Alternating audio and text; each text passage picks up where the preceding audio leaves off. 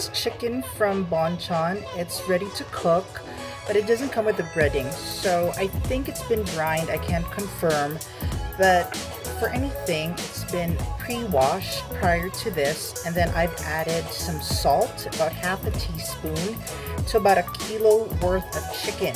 After that, I'll be adding another half teaspoon of some black pepper and minced ginger. Now you could use, here we go, you could use ginger that's been grated, fresh ginger that's been grated, whatever you have on hand, that's fine, and then mix it all up by hand. Portions are, let me repeat, this is 1 kilo chicken, about a teaspoon of minced ginger, and then this is 1.5 teaspoon of ground black pepper and half a teaspoon of salt. Mix it all up just like so, just to get in the flavors. We are making Korean fried chicken today. Chicken's been seasoned. You leave it alone, but not necessarily marinating it. In another bowl, all you have to do is prep around 2/3 cup of potato starch, or if you have sweet potato powder, either one works. This gives it the extra crunch. Now, if you don't have these things available, you could always go for self-rising flour. That's basically all-purpose flour with a little baking powder and salt. You can Google it and see how the portions are. Now, to do this properly, all you have to do is get your chicken and dredge it. Just press it along so the flour, or rather the sweet potato powder, clings to it. Do this for every single piece of chicken you've prepped. Again, this is 1 kilo chicken.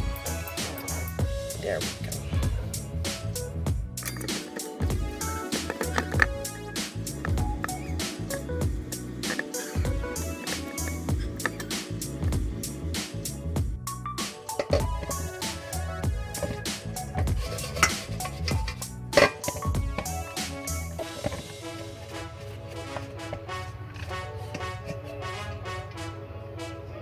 So we're basically done encoding all of our chicken with some potato starch. The next step is to make some sauce. For the sauce, we get a non-stick pan and we add around 2 tablespoons of cooking oil.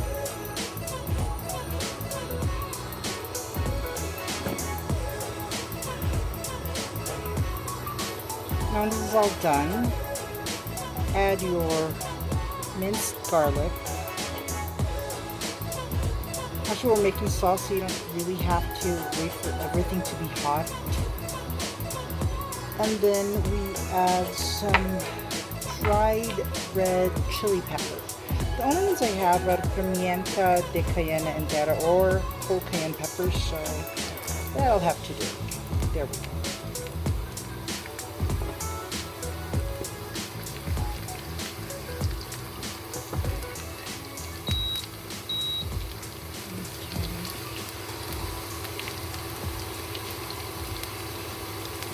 So cook everything for about 30 seconds or until stuff gets fragrant.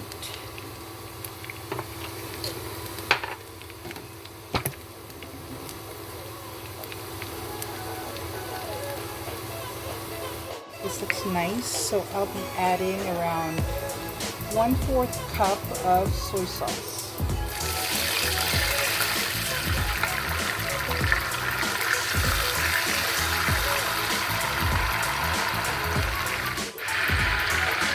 Followed by some corn syrup, about half a cup.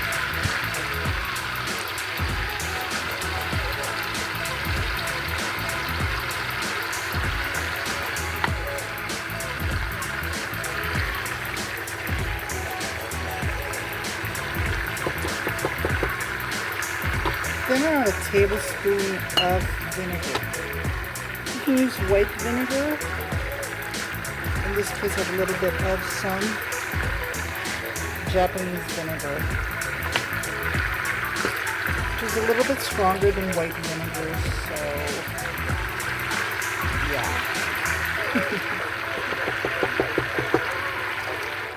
step is optional, but it kind of works. So I have with me here some Otogi prepared mustard. I'm going to be squeezing around a tablespoon of this into the mix. Yay.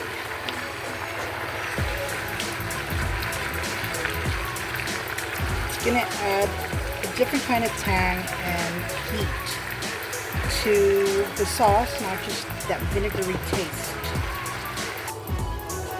So despite the syrup that we've added, I'm going to be adding about a tablespoon or so of brown sugar. Mix it all up. Now you can adjust this according to how much heat you want to put. So basically this is a sweet and salty sauce for the chicken that we shall be deep frying and throwing back into the sauce. So the next step in making our fried chicken, or rather our Korean fried chicken, is to actually fry the chicken. So you remember what we did to the chicken earlier? We seasoned it with some salt, pepper, and ginger. And after that we coated it with potato starch. Now that we've made the sauce, we're going to start with the chicken. This is around 4 cups of vegetable oil. And I've heated it up for about 5 to 8 minutes on high heat. To test if your oil is hot enough, you would want to either put a piece of meat. In this case, I'm just going to get some bits of potato starch here and sprinkle it. Here we go. If you see bubbles, that means it's pretty hot and you're good to go. Let me get my tongs and start with the frying. I have a couple of parts here, so I have wings and wingettes and drumettes. So I'm going to start off with the thicker portions because these things take longer to cook. Now you're going to not want to crowd everything, because essentially you create too much moisture that instead of frying it, you tend to boil the chicken, and that doesn't make it crispy. Now these chicken pieces are going to be fried twice. That's one of the secrets too, aside from the potato powder or whatever it is you're going to be using to coat your chicken. There is that. So I'm going to throw in a few pieces of chicken, not literally throw, but you know what I mean, into the pan. There. 4 in this case until things clear up. Now cook this till everything is nice and golden, and then once that's done, you're going to be putting it here. Let it rest for a couple of minutes, and then we refry everything up again prior to serving. So batch 1 is almost done. If you notice, got a nice crispy edge. You're actually going to feel it, or rather a nice crispy coating. You're going to feel it when you use your tongs. I would really recommend that you use your tongs. Anyway, for those who aren't really so familiar with cooking chicken, you want to make sure that you don't have blood coming out of your chicken, like in this part. See, it's a bit dried out already, so that's when you know that internally stuff's been cooking inside. There we go. And then that's like 4 down and a couple more to go. So we'll get cooking. This is what the first batch kind of looks like now. So you see it's nice and golden, like golden brown. It's going to be crunchy, trust me, but we're going to want to fry it the second time. So after you get it off the pot, I'm using a Dutch oven here because I really like how it cooks things evenly. You would want to strain it a bit and pop it here on the side. We're going to get back to that after we finish all these. You're also going to want to use the same cuts all together. That way, that's why I use the fat portions first, and the fact that it cooks a lot longer is because you want to have even cooking. And when you put the smaller cuts with the thicker cuts, one is bound to cook faster than the other, and you wouldn't want that. unless you really just want to watch what you're cooking, which is something I don't really enjoy, so I'd rather have it that they all cook evenly at the same time. The chicken is supposed to be before you put the sauce.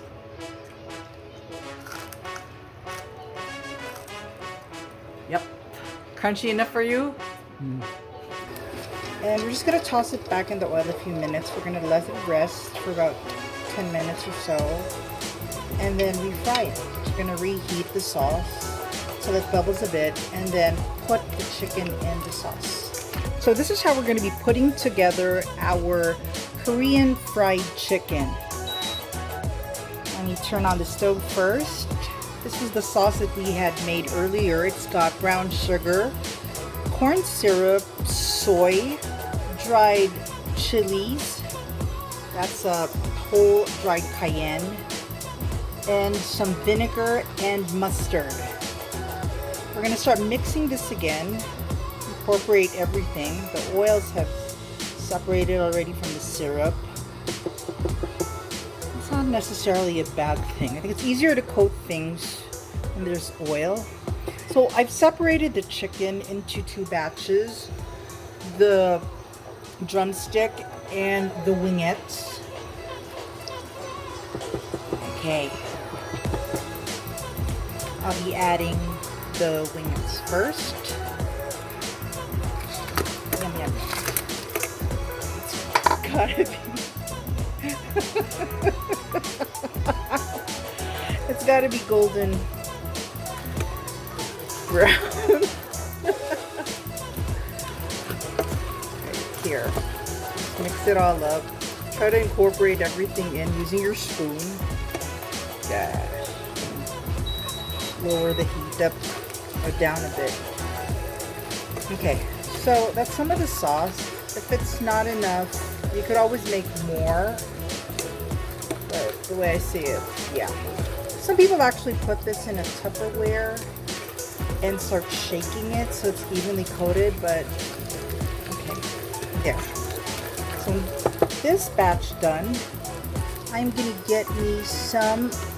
It's supposed to call for, the recipe's supposed to have toasted sesame seeds in it, but I only have everything bagel already, which has toasted sesame seeds, poppy seeds, and garlic. So that's what I'm going to use to garnish this thing. And there you have it, Korean fried chicken with a soy garlic sauce. All you have to do now is serve and enjoy. Thanks for wandering over to our page. Hope you like and subscribe our YouTube channel, Kitchen Wanderings. Here's to a life full of flavor. Goodbye.